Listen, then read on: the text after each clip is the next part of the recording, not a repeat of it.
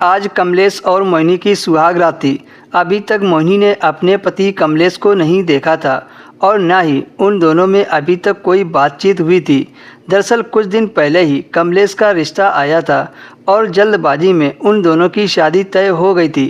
क्योंकि मोहिनी की मां की तबीयत खराब रहती थी, उनकी आखिरी इच्छा थी कि मोहिनी की शादी जल्द से जल्द हो जाए, इसलिए आनन फानन में मोहिनी की शादी कर दी थी। कमलेश देखने में बहुत ही स्मार्ट व हैंडसम लड़का था।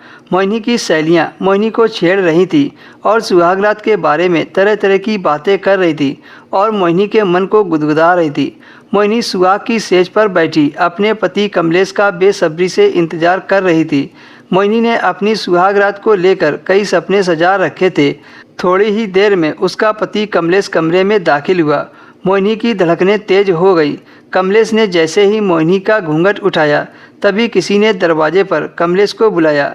दोस्तों, अगर आपने अभी तक वीडियो को लाइक नहीं किया है तो वीडियो को लाइक कर दीजिए और हमारे चैनल को सब्सक्राइब कर लीजिए। कमलेश ने उठकर दरवाज़ा खोला तो सामने उसकी बहन प्रियंका खड़ी थी। प्रियंका दौड़ते हुए कमरे के अंदर आ गई और कहने लगी कि भैया, आज आपका कमरा कितने अच्छे से सजा है। आज मैं इसी कमरे में आपके साथ सोऊंगी।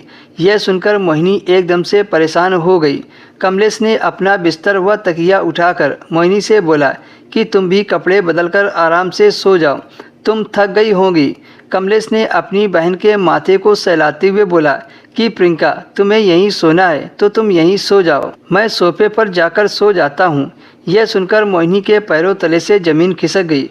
प्रियंका खुश होकर अपने भाई के बेड पर लेट गई। मोहिनी के सारे सपने चकनाचूर हो गए। आखिर ये कैसी सुहाग रात थी जहाँ उसके अरमानों पर पानी फेर दिया गया था। मोहिनी रात भर रोती रही। अगली सुबह सारे मेहमान जा चुके थे। मोहिनी ने देखा कि उसकी सास कहीं नज़र नहीं आ रही थी, तो उसने कमलेश से पूछा कि मम्मी जी कहाँ हैं।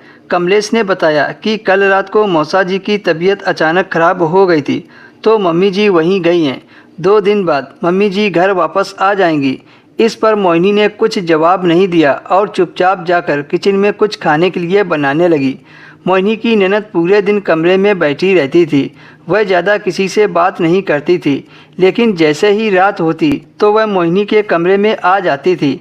प्रियंका कोई छोटी लड़की नहीं थी, वो 17 साल की जवान लड़की थी और इस उम्र के बच्चों को सब पता चल जाता है कि शादी क्या होता है। फिर वह रोज़ रात को ऐसी हरकतें क्यों कर रही थी। मोहिनी को कुछ समझ नहीं आ रहा था और कमलेश भी बहन को कुछ नहीं कहता था। अब धीरे धीरे मोहिनी को शक होने लगा। उसे लगने लगा था कि उसका पति नामर्द है और इसी वजह से कमलेश ये सब कर रहा है। एक रात मोहिनी ने प्रियंका को अपने कमरे में नहीं आने दिया और फिर कमलेश के साथ बिस्तर पर लेट गई।